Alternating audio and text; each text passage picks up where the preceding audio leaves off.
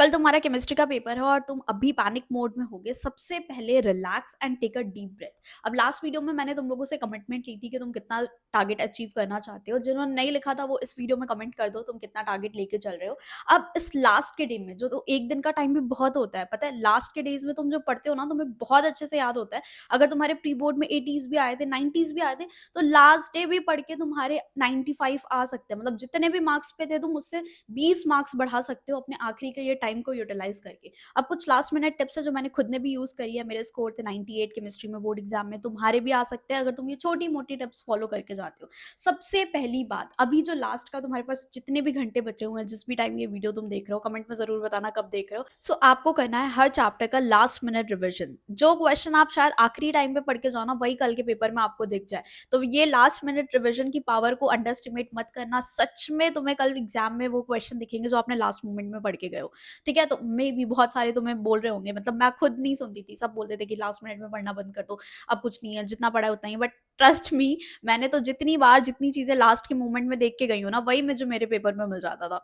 तो आपको भी सबसे पहले स्टार्ट करना है, आपको बायोमोलिक्यूल से शुरू करना है। एंड आपने जो इनऑर्गेनिक का पोर्शन छोड़ रखा था ना कि लास्ट में रेक्टिफिकेशन करेंगे, उसके सारे रिविजन आपको करके जाने हैं। सबसे पहले बायोमोलिक्यूल, उसमें डीएनए आरएनए का डिफरेंस वगैरह आता है, वो देख लेना। स्ट्रक्चर सबका, डेफिनेशन सबकी, ये आपको याद करनी है। दूसरा, आपको कोऑर्डिनेशन कंपाउंड करके जाना है।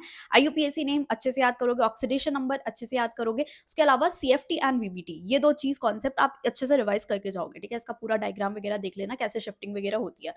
Third chapter DNF block, lanthanide series, actinide series, जो ये सारे हैं डीएनएफ ब्लॉक के कॉन्फ़िगरेशंस, ये सब कुछ एकदम याद करके जाओगे। अब इसमें से क्वेश्चंस आते हैं रीजन बेस्ड क्वेश्चन। जैसे तुमसे पूछ लिया कि ये पर्टिकुलर के एमएनओ4 है तो उसका कलर पिंक क्यों आता है, कलर क्यों आता है, तो कलर क्यों आता है उसका रीजन तुम्हें याद होना चाहिए। ये सब आपको रीजन, छोटे छोटे वाले क्वेश्चन आपको बहुत सारे दिखेंगे अपने एग्जाम में, तो ये आप जरूर प्रैक्टिस करोगे। एंड ये आप प्रैक्टिस कर सकते हो केवी के स्टडी मटेरियल से, जो आपको मिल जाएगा कॉलेज दोस्त के व्हाट्सएप चैटबॉट पे।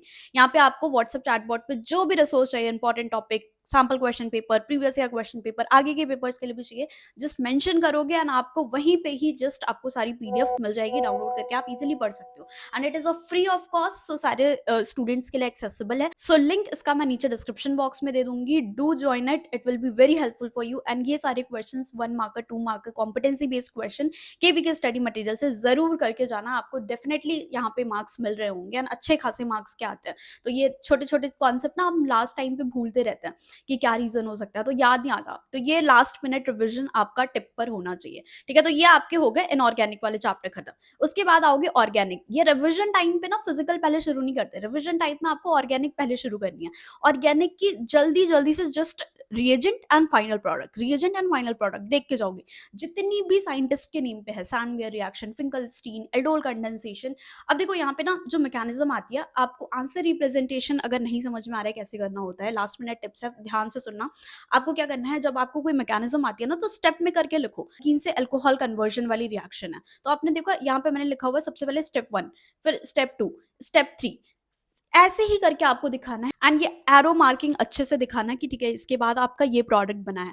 एंड ये ना टिप्स होती हैं दिखाने की पेपर प्रेजेंटेशन में, इसमें आपको ना डायरेक्टली मार्क्स मिल जाएंगे। एग्जामिनर इतना पढ़ेगा भी नहीं, अच्छा उसने देखा step 1 step 2 step 3 full marks, यहीं पे आपके फुल मार्क्स कंफर्म है। तो मैकेनिज्म आप ऐसे लिखते हो तो अच्छा है। अब जिसमें स्टेप्स वाली मैकेनिज्म है नहीं, अगर आपको डायरेक्ट डायरेक्ट दिखाना है, तो उसके एरोज अच्छे से बना के सारा फाइनल प्रोडक्ट आप नेम लिख के दिखाओगे। उसके नीचे प्रोडक्ट जो भी बना है उसके नीचे लिख देना कि ये अल्कोहल है, या जो भी उसका नॉमेनक्लेचर है वो जरूर मेंशन करना।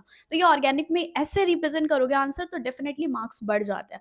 रिएजेंट ध्यान से लिखोगे, एक एक रिएजेंट याद होना चाहिए तुम्हें। ठीक है, नेम रिएक्शन जो साइंटिस्ट के नेम पे है वो तो याद होनी चाहिए, एटलीस्ट इतना तो कर ही लेना। फर्स्ट चैप्टर से ये वाली रिएक्शन बहुत इंपॉर्टेंट है, कुछ पढ़ा हो ना पढ़ा हो ऑर्गेनिक में, जो बता रही हूँ ये जरूर करके जाना, इस पे तो आएंगे ही आएंगे।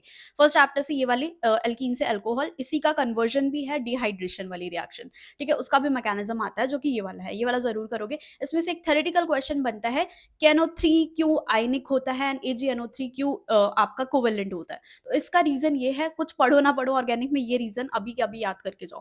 ठीक है, इसके अलावा नेक्स्ट चैप्टर में आपको सिर्फ नेम वाली रिएक्शन डेफिनेटली करनी है एंड आपकी nitration, Friedel craft and acylation, ये जस्ट देख के जाओ। ठीक है, क्या क्या रिएक्शन बन रहा है, कैसे कैसे हो रहा है, जस्ट एक बार दिमाग में सेट कर लो, ठीक है, याद हो जाएगा। फिजिकल केमिस्ट्री में अब मैं ये नहीं बोलूंगी कि अब तुम न्यूमेरिकल लगाने बैठो, जस्ट जो न्यूमेरिकल पहले लगा हुआ है उसका फॉर्मूला देख लो एंड स्टेप्स ऐसे ऊपर ऊपर से देख के चले जाओ रिविजन टाइम पे कि ठीक है ऐसा ऐसा ये स्टेप्स हैं, ये इसकी यूनिट है। यूनिट्स वगैरह ध्यान रखना, इसमें जो आपका फर्स्ट ऑर्डर रिएक्शन है उसकी यूनिट्स, उसमें किस पे डिपेंडेंसी है, किस में डिपेंडेंसी नहीं है, तो इस पे थेरेटिकल क्वेश्चन भी बनता है। तो ये वाला आप करके जाओगे, ग्राफ सारे देख के जाओगे, इसके बेसिक सा ही आएगा, इतना परेशान मत होना। पेपर केमिस्ट्री का आसान ही आता है, ठीक है। केमिस्ट्री पेपर कभी भी मुश्किल नहीं आया, कितना ही डिफिकल्टी लेवल वो बढ़ाने की कोशिश करें, बट केमिस्ट्री में वो इतना कर ही नहीं सकता है। फिक्स टाइप के क्वेश्चन है।